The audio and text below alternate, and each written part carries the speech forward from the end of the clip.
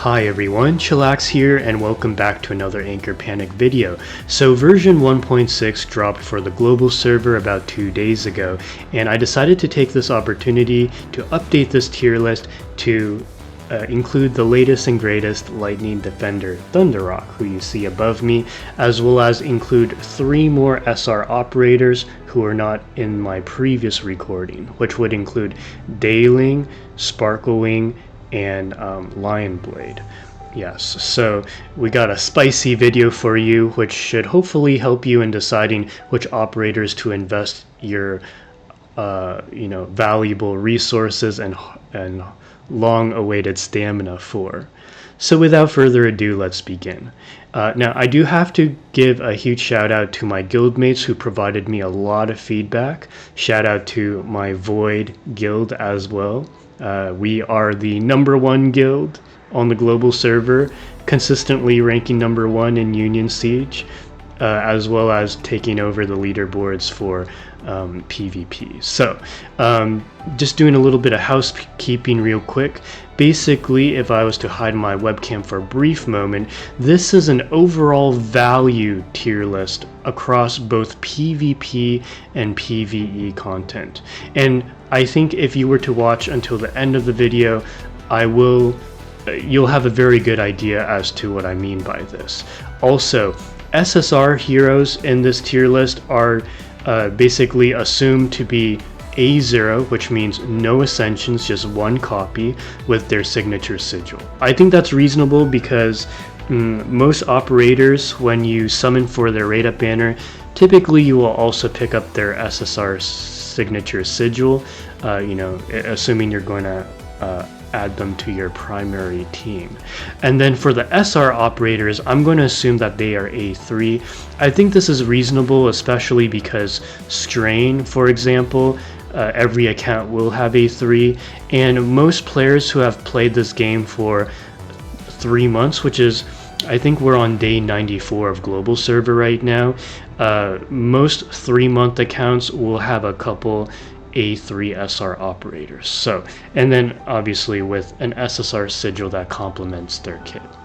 And then in terms of the definitions of these tiers, double S tier is basically cream of the crop. These are the heroes that if you have on your account, you're probably using them. And then the S tier heroes, you're likely using them too to really, how should I say, execute the game plan of the double S tiers, the partners in crime. And then A tiers are excellent partners to the above 2 tiers, and then B and C tier heroes they're not bad, it's just you won't really see them in endgame. And by endgame, I mean that you'll see these heroes in top 10 PvP players, or the top 3 guilds in Union Siege. So hopefully that makes sense. Alright, so now to get to the meat of this video, we'll start off with the double S tier operators. So starting with the DPSs, we have 3 heroes. We have Abyssal, Alicia, Rose, and Tiya. And these are heroes that if their raid up banner pops up and you don't have those heroes, you probably should get them. And what's really cool about these 3 DPSs is that you can actually run them together. For instance, Abyssal Alicia, you run her as a DPS who can also tank, which frees up a slot to put a squishier DPS like Rose or Tiya in one of the traditionally safe zones in the PvP formation, as an example. And these 3 heroes also are pretty much the cornerstone of any serious PvE team. You'll end up using all 3 if you own them. Now to go over in more detail, Abyssal Alicia, the reason why she's so good is because she revives, she hits really hard, that's pretty much the main reason. And then for Rose, the reason she's so good is because she is a breaker who has unique targeting. Specifically, she has focus opposite, which allows her to snipe traditionally safe areas that most operators cannot hit, cannot, target essentially. And then Tiya is a similar example in which, in her case, her kit revolves around her setting up the Dark Void to basically punish enemies who attack your team. Basically, whenever the enemy acts and the Dark Void is present, Tiya has the opportunity to fire back with a follow-up attack against the attacker.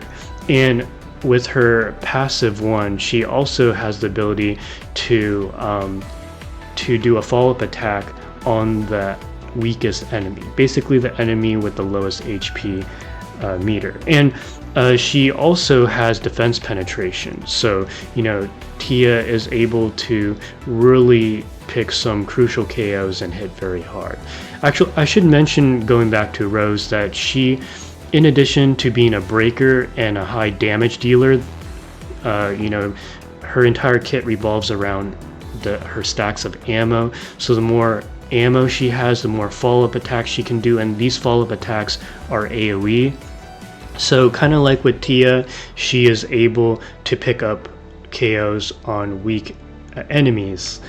So it's very nice. Not to mention, Rose also has parts of her kit that weaken the enemies, like making them take, it'll be like enhancing the damage output of your party with certain offensive buffs for your party, as well as defensive buffs on the enemy party. That way, you can enhance the overall damage output of your team. So Rose, Tiya, and Alicia are all premium DPSs who do a ton of damage by themselves, and who also shore up certain weaknesses. In the case of Alicia, like let's say you're missing a tank, to hold the line, she can function as a DPS and a tank. Or in the case of Rose, where if you want a DPS who can also break in PvE content, who also enhances the damage output of the party members as a whole, Rose is very good. And then Tiya is very good for sniping off the weak enemies and applying a lot of pressure, whether you are on offense or defense.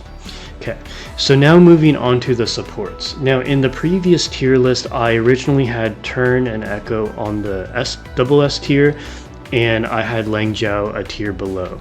But I decided to actually bump Lengjiao to the back of the double S tier because I would say that in a turn-based game, the ability to speed tune, or essentially make an enemy skip a turn, these are very powerful abilities. So as many of you know, Tern and Echo, they are both premium speed tuners who also buff the offensive damage output of your team. Now, Tern takes the speed tuning and the attack buffing to the extreme. She has 2 ways to speed tune and 4 ways to buff the offensive capabilities of your team. In the case of Echo, she has those 2 applications, like buffing the attack and crit of your party as well as the speed of your party, but she also offers a bit of other utility, such as with her second passive, making it so whenever your ally casts, I believe, a skill, or maybe just act, they will heal based off of Echo's attack. And then Echo also, with her energy burst, has the ability to turn off an enemy's energy burst. And this is an AoE attack, right? So innately, without any equipment, she is able to have a 35% chance to turn off the enemy's energy burst. And by the way, it also lowered their lightning resistance, so Echo's really good in a lightning team. But being able to shut off, on average, 2 out of 5 of the enemy operators' energy burst is pretty broken. And a lot of times in PvP, you'll get lucky, and you'll maybe turn off the energy burst of 3 or more of the enemy operators, especially if you have her signature sigil, which increases the accuracy of the energy burst, as well as at least a 2-piece precision set. Yeah, so that's quite impactful. And in the case of Lengjiao, the reason why she's so good is because as an ice operator, her AoE skill allows her to slow down the entire enemy party in PvP as well as PvE. So, but this is especially impactful in PvP where speed is very important. Being able to slow down everyone, you know, because she's ice element, right? And so she applies a stack of freezing every time she is in a party with at least one other ice operator. So let's say you have Lengjiao and Eucaly on your PvP team. When your Lengjiao moves, and you're going to build her very fast, by the way, because typically you want to slow down the enemies or freeze them before they act, right? That would be optimal. So you run a very fast Lengjiao, you're slowing them down with your skill, you're slowing them down with your energy burst, and with the energy burst, you're going to freeze at least 2 out of 5 of the enemies. And, you know, obviously if you have her signature sigil, which is the case for this tier list, and you are running at least a 2-piece precision, then obviously, you know, she can very likely freeze 3 or 4 enemies on round 2, 4, etc. Game breaking. This is the way to take over a game in PvP. But you also end up being able to protect your allies from a deadly energy burst in, say, like against a Union Siege boss. And so because of this, Lengjiao also has a lot of utility in PvE.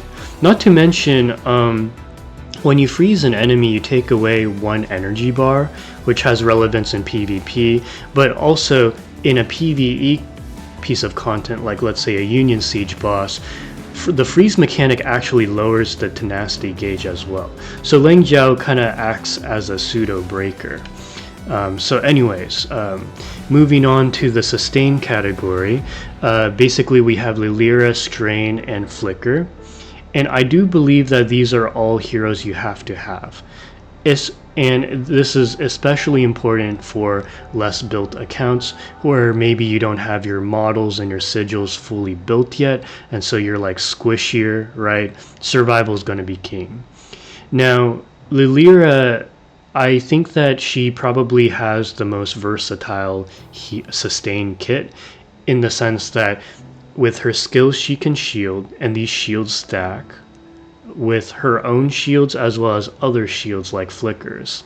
And then she, with her energy burst, is capable of healing the party. And just as a side note here, if you have dupes of her, like let's say you got 2 more copies of her, so you know 3 copies total, and you unlock her Ascension 3. Her Ascension 3 allows her to revive 1 ally who got knocked out. She revives them at the start of her next turn. So this is very valuable in PvP. But even in PvE content, where let's say you're going against a Union Siege boss, the Union Siege boss on turn 2 casts her skill and her energy burst, and the 1-2 punch, you know, picks up a KO even on your tank. I think having the shield beforehand from Lilira can really relieve a lot of offensive pressure on your allies. And actually, because like I mentioned before, you can stack the shields, you can actually ramp up the shields so that you have essentially around 1.5 to 2 stacks of a shield before the enemy does a 1-2 punch. I value Lilira a lot. A lot of people you know, just like downplay the value that she brings, but I think that Lilira might be one of the most underrated operators in this game. Okay, and then Streyne, a lot of people say good things about her for good reason. She's the only operator who can heal via her skill and her burst. So if you're looking for an operator who applies heals every single turn, Streyne is the operator for you. Not to mention she, with her energy burst, buffs the offensive capabilities of your party. So Streyne is very important not just for PvP but also in PvE, where you're trying to min-max your score And if you're running a healer, you ideally want to buff, right? Lilira doesn't buff, doesn't provide offensive buffs. She's purely defensive. However, the thing about Streyne is that because she cannot shield, so in PvP where the opponent can just absolutely blow you out in one shot or in one turn, not having a shield is kind of a problem. Of course, that's why Flicker is so valuable, right? Because if you have Streyne and Flicker together, you got the heals from Streyne, you got the shields from Flicker. They are a very good pair together.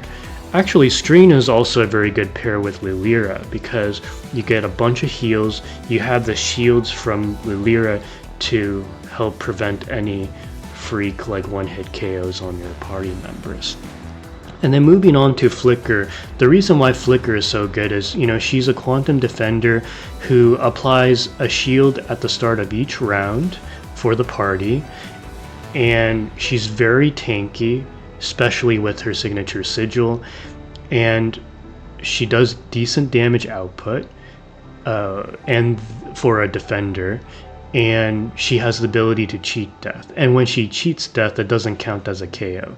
And actually, this is where Flicker and Abyssal Alicia both counter Karanissa, because if you have them in the rearmost position in a PvP setting, and the opponent's Karanissa picks up a KO, neither KO on the Flicker or the Abyssal Alicia triggers Karanissa's Bloodlust, you know, being able to trigger her multiple follow-up attacks. Now, obviously, if Flicker gets knocked out a second time, then Karanissa's Bloodlust will trigger, but Flicker is able to hold the line for at least 1 to 2 turns against Karanissa, which is usually enough for your team to stabilize in PvP. Alright, so moving on to the S tier category. So Karanissa I do have in the front. I would say a heavily invested Karanissa can take over PvP matches against most average players, especially players who don't have their models fully invested, don't have their sigils fully invested, maybe put a squishier unit in the rear. Your Karanissa, even at A0 with her signature sigil, can actually wipe out an entire enemy team. That's the reason you run Karanissa. And Karanissa is actually decent in a PvE setting as well. Union Siege, every 2 weeks when we have it, the boss is different. And depending on the positioning of the boss, Karanissa's value may go up or down. For instance, if, like with the past Union Siege, if the Union boss is in the rearmost, you're not going to get any Bloodlust procs, so Karanissa will be a more fair unit, if you will. But Karanissa is still very good. Her damage output is nice.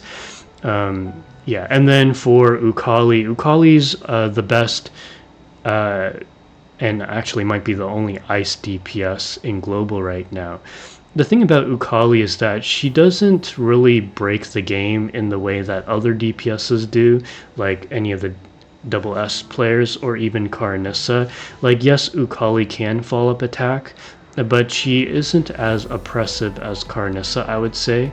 However, the nice thing about Eucaly is, first of all, she's an ice operator, right? So if you partner her up with, say, like a Lengjiao, then Eucaly, just by hitting the enemies, will activate the ice homology, in which every time you do an ice attack on the enemy, you apply a freezing stack, thus slowing them down. So Eucaly, interestingly enough, serves as a DPS who can follow-up attack, and she also applies freezing stacks to slow down the enemy.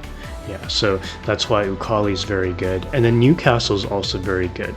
The thing about NewCastle is that she's a very hard-hitting breaker. So she functions as a breaker for PvE content. Very valuable.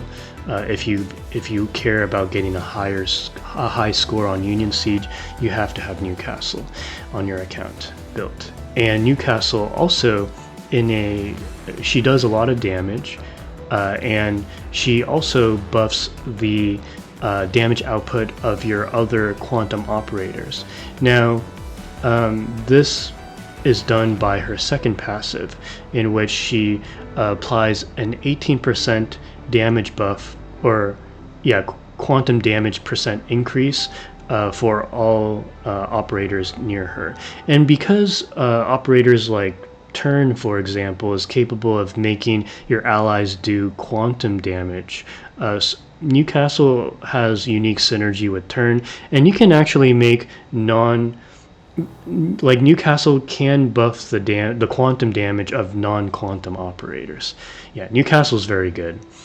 And then moving on to the supports here, Ling is very good because even with the release of Thunderock, you can actually run Ling and Thunderock together with, say, like an Abyss Alicia to really lower down the enemy's lightning resistance to maximize the damage output of your Abyss Alicia, or heck, even your Karanissa. And Ling has a very good signature sigil in that she's able to buff, I believe, if memory serves me right, the crit damage of your party members. I'll need to double check that, but I know her sigil buffs the damage output of your party in some way. So in addition to debuffing the enemy's lightning resistance, she also buffs the damage, the crit damage of your overall party. And not to mention, she hits pretty hard herself, and she has the same targeting as Karanissa, so they do make very good partners. And then Ifrit. So Ifrit, she is interesting. In some ways, I kind of wonder if I should put Ifrit in the DPS category, because she is a breaker like NewCastle, and I've recently discovered in PvP that she hits pretty hard as well. But just to keep this nice and clean, I'm going to keep Ifrit as a support category, because I would say that she does function as a support in a way. Like, yes, she's a breaker, she has good damage output, but she also enhances, she has like 2 different ways, maybe even 3 different ways to enhance the quantum damage output of your party. And then finally we have Abyssal. We do have a guildmate who really believes in Abyssal, and after some thought I decided to bring her up a tier. The reason I did this is because, first of all, ice as an element is already very good, because at worst Abyssal will basically slow down the enemies by activating the ice homology, as well as decreasing the ice resistance of the enemies, thus boosting the damage output of your ice operators. Now granted, ice in general, we don't really have a very hard-hitting ice DPS right now. We just have Eucaly, that's it. But Lengjiao is actually a support whose damage ramps up over time, as we discussed in the Lengjiao video previously, and Abyssal has very good damage output herself. So for this reason, I think Abyssal is worthy of the S tier slot. And then moving on to the S tier sustain category, we have Centaurea, we have the new Thunderock, and we have Antilope. Now I did bump Quasar down a tier, and the reason is because I do think Thunderock does some things better than Quasar, and I have, with this filming this time, I specified that we are considering that operators who are SR, like Antilope or Dawn, are A3, and an A3 Antilope has a 40% chance of casting a shield at the start of the turn, at the start of the round, or the start of the match, one or the other. But being able to proc an AoE shield at the start of the match, I would say gives her a leg up over Quasar, especially considering that the shields heal as well. So anyways, with Centaurea, the thing is, like, I keep wanting to bring her down a tier, because compared to the other 2 operators, healing operators, Lilira and Streyne, I do think that Centaurea is significantly worse, because if you want a dedicated offensive buffer, there are plenty of other operators who do this. And if you need a dedicated healer, you know, Centaurea is not the best because she doesn't heal every other round, and her heals are not as bursty as Streyne. So for this, but the thing is, I decided to keep Centaurea here because you will need her on your account, simply because there's no other healing operators besides these three currently, at least until next month, which I think is when Jade comes out. And not to mention, I think later on we will face bosses who will apply debuffs that will be very important to cleanse. And currently, at the time of this recording, Centaurea is the only operator in this game who can cleanse debuffs, including freezes and that sort of thing. And I think that will be more important as we have like a wider array of enemies to face. And then actually, let me use the toilet real quick. I'll be right back. Okay, back. Sorry about that. So moving on to Thunderock, our latest hero, Lightning Defender.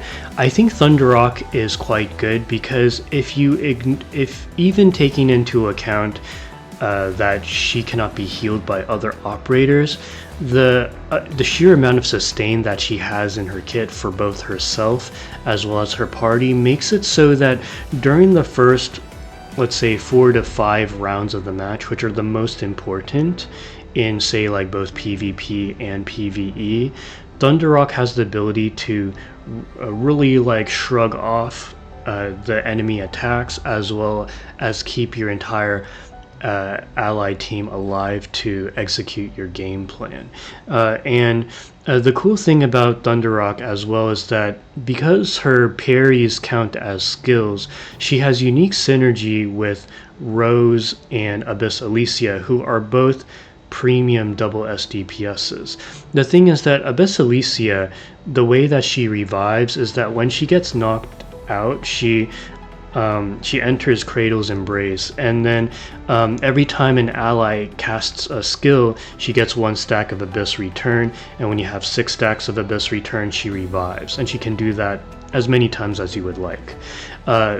In the case of Thunderock, when she parries, that acts as a skill, so it's a way to essentially make Abyss Alicia immortal, reviving as soon as she gets knocked out.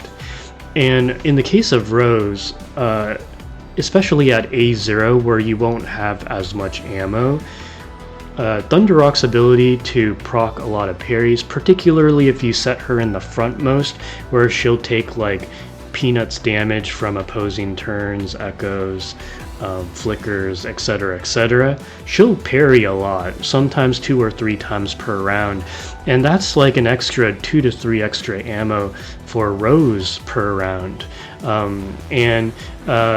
You know, especially in a PvP setting where the opponent is likely to do a lot of follow-up attacks, right? Because, you know, Rose does follow-up attacks, Tiya does, Karanissa does, Eucaly does, etc. And like AoE attacks, or actually not Karanissa, but anyways, my point is that a lot of the top heroes in the DPS category, they have AoE follow-up attacks, and that's a way to really trigger all the parries from Thunderock. So for this reason, I think, and not to mention, Thunderock does damage reduction and shields, and she heals herself, and she decreases the lightning resistance of the enemies. And also her signature sigil has a 20% chance to draw aggro, and she's the only hero in the game who can draw aggro at the time of this recording. So for all these reasons, I think she delivers more than the average defender. There's actually some discussion going on Inker Panic Discord servers saying that Thunderock might be higher tier than Flicker, which I think might be too spicy of a take, but I'm going to keep her in the S tier for now, and we'll revisit in the future. And then for Antilope at A3 or higher, she becomes a very reliable defender who is capable of providing damage reduction, shielding on turn 1, and her shields heal.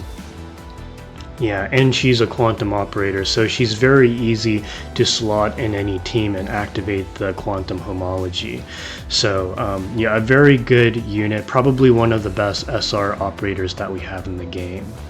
And then moving on to the A tier category, starting with Dawalin, the nature DPS.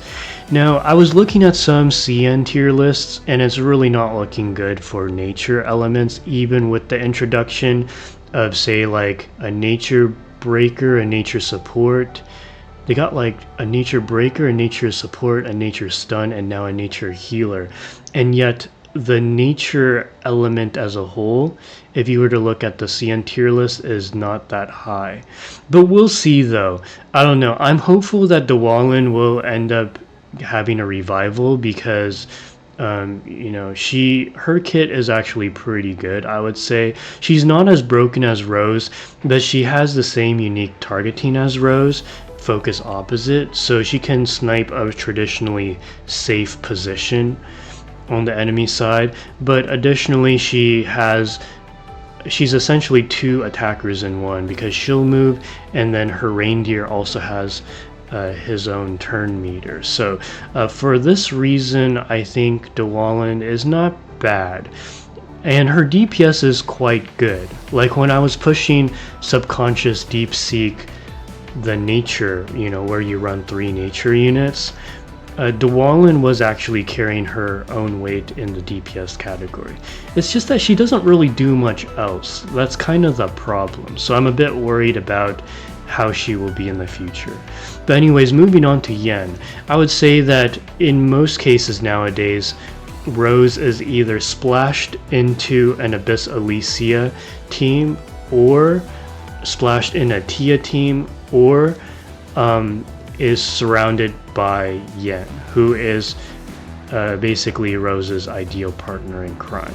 Now, the reason why I don't have Yen higher is because I don't think Yen provides as much value on her own as, say, like the other 3 DPSs, Karanissa, Eucaly, and NewCastle. Those 3 have unique parts of their kit that put them over the top. But I do think that Yen is a very solid DPS who is probably one of the few operators in the A row who you will see in PvP and maybe in Union Siege as well.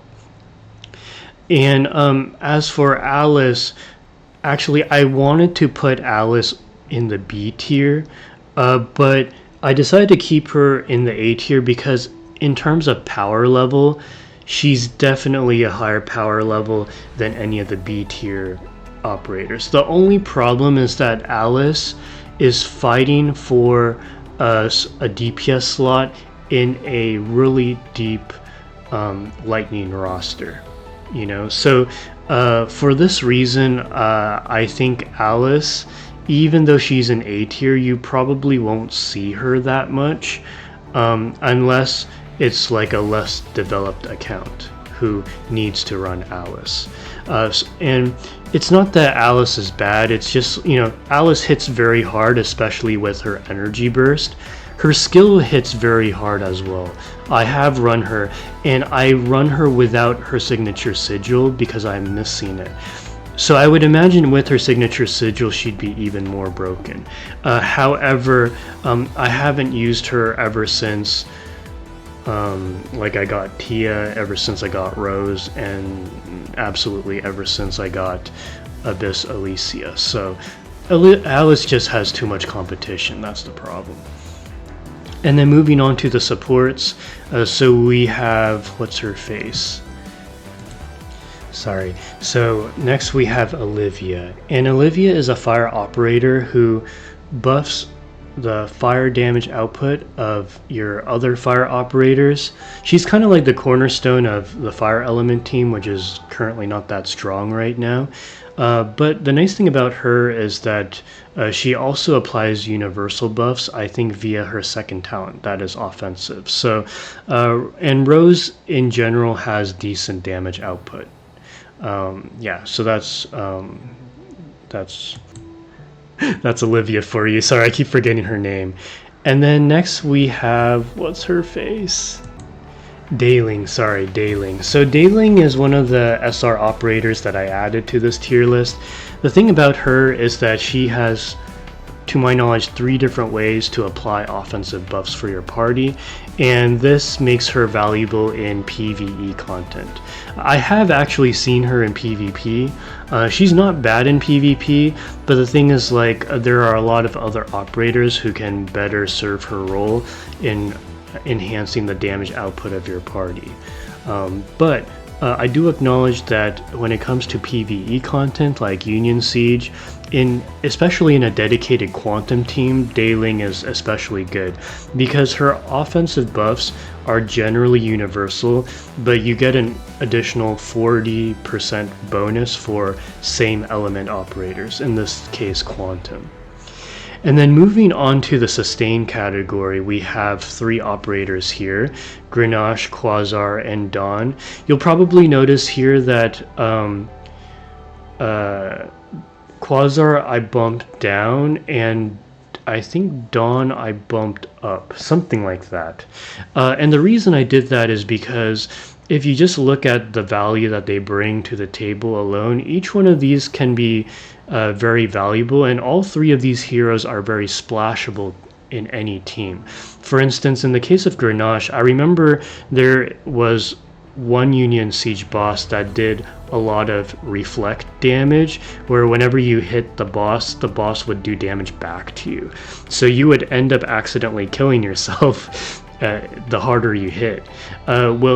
Against that kind of Union Siege boss, Grenache, she applies a lifesteal buff to your surrounding party members. That way, even with the reflect damage, like, yes, you're taking reflect damage, but thanks to Grenache's lifesteal, you were healing up at the same time. Grenache was basically the cheat code to sustain against that particular boss. So for that reason, I think Grenache does have a place. She's not as good in PvP just because you really need to you need to position your allies in such a way that they can even get the lifesteal, and yeah, it's just in practice it's not as valuable, but it's still nice. Like, if you are lacking a decent support operator, or maybe you just have no heals on the team, Grenache could be a decent pseudo healer for your team. And then Quasar I do use in my PvP team, and I do use in PvE as well. I just, she's not as strong as the other defenders because she doesn't shield. She has a similar situation with Thunderock in the sense that she can die fairly easily just because she does take some percentage-based damage from the other allies and redirects it onto herself. But Quasar does have a little bit of self-healing, but her self-heals are not as strong or reliable as Thunderock. But Quasar does apply some damage reduction for your party, which can be helpful. And then in the case of Dawn, she is just a solid defender who can provide defensive buffs for your party. She can apply a shield for your party. I don't remember if she applies damage reduction, but I do know that she is a reliable defender who can be especially valuable in a nature team if you're trying to clear the subconscious deep seek, the nature side. And then before I close, just briefly mentioning the other operators, I did bump Dawn up a tier. The reason for that is because her damage output is actually pretty good. And she is also an ice operator, so say you were to partner her up with an Eucaly and a Lengjiao as an example, or like with an Abyssal, she will also benefit from the ice homology, in which all her hits will apply a freezing stack on the enemy, which, as you know, slows down the enemy. So actually her typing does give her a slight advantage there. And then in terms of sheer damage output, Raven and Merlot do decent damage. I actually bumped Merlot up a tier, I think, because even though she's a fire element, and that kind of hurts her in a way, but she does do decent damage. She just doesn't pick up insane KOs as the heroes above her can. And then for the support category in the B tier, so we have Diamond, Sparkle Wing, and Lionblade. Just briefly talking about each. Diamond, she is an ice operator, so partnering her up with another ice operator, she will slow down the enemies just by hitting them. She with her energy burst, she is able to freeze the frontmost enemy, but the problem is most allies will target the frontmost enemy. So there are a lot of scenarios where you will freeze her enemy with the energy burst, and then your DPS will KO them. So there's a bit of redundancy there. It's not great. I think maybe Diamond will skyrocket in value a little bit, maybe go up a tier if it's a PVE content where you narrow down to just the boss. She has reliable freezes. And then a second likely scenario would be if you were to run Diamond in a team that has a lot of back row DPSs like Karanissa and Ling as an example, and you just want to freeze the frontmost enemy to keep them from annoying you, then okay, I can understand if in that situation Diamond's value. Or if later on we get Jade and you want to run a mono ice team, that's another scenario in which running Diamond would work. I can see her shining there. And then with regards to Sparkle Wing and Lionblade, Sparkle Wing, she really buffs the damage output of your fire operators, which is good. So in a fire team, to take it over the top, you really need to run like at least 3 fire operators. And so, obviously you will run Olivia. But let's say you don't have Olivia, or if you really want to have another buffer, then Sparkle Wing will be very good too. It's just that Sparkle Wing only buffs fire element to my knowledge, so that limits her viability. And then Lionblade, she's good because if you are running a mono fire team, her energy burst is capable of turning off the enemy's energy burst. She has a 55% chance of doing so, which is even higher than Echo.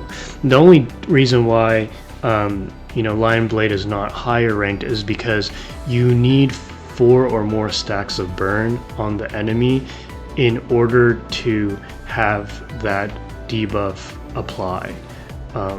So it's like you need 4 or more stacks of burn, and you have a 55% chance of applying that debuff. So yeah, that limits her viability. And then finally, for the C tier, we have Marceline and Lycosha. Now the thing about these two heroes is that they both belong to elements where there are much better options, or maybe there's too many options. Like for instance, in the case of the fire element, she has a lot of stiff competition with other fire operators like Olivia, like Merlot, in the DPS / sub DPS side, and then you got supports like Sparkle Wing and Lionblade. There's just a lot of positions to fight for, and Marceline is one of those heroes that you absolutely need her signature sigil in order to shine. Like I tried running her without her signature sigil, and she didn't hit as hard as Merlot. So that was my personal experience. And in the case of Lycosha, it's actually something similar. So, typically you will run either Rose alone, or you will run Rose and Yen. And in very rare circumstances, you will run Raven as well. And the thing about Lycosha is that unless you have her A3, she doesn't really deliver anything that other operators don't have. don't bring to the table. So for that reason, she is ranked a bit lower. So anyways, I hope that was informative. I did get some feedback from Dominica, who is a CN player. I will briefly go over some feedback that he had. That way it rounds out this tier list a bit. Okay, so shout out to you, Dominica, if you are watching this. So he says Rose is ranked way too high on the DPS. She's very much a support and shouldn't be there. Yen is high, Lycosha and Dawn are low. Olivia is a support with the strongest AoE multiplier in the game and 12% normal and skill as all her team buffs. Question mark, are you sure you ranked her that low? Quasar is too low on sustain. Yeah, and then in terms of a breaker category, Rose is the highest, followed by Ifrit, followed by Sparkling, followed by Ling and Abyssal. And then he also says, I don't know why Quasar is that low. To be honest, she gives a total of 11% damage reduction to all allies. Shares 37% of the damage taken to herself. Yeah. And that's pretty much it for the feedback there. So thank you guys so much for watching, and if you have any of your own feedback, feel free to comment in the comment section below.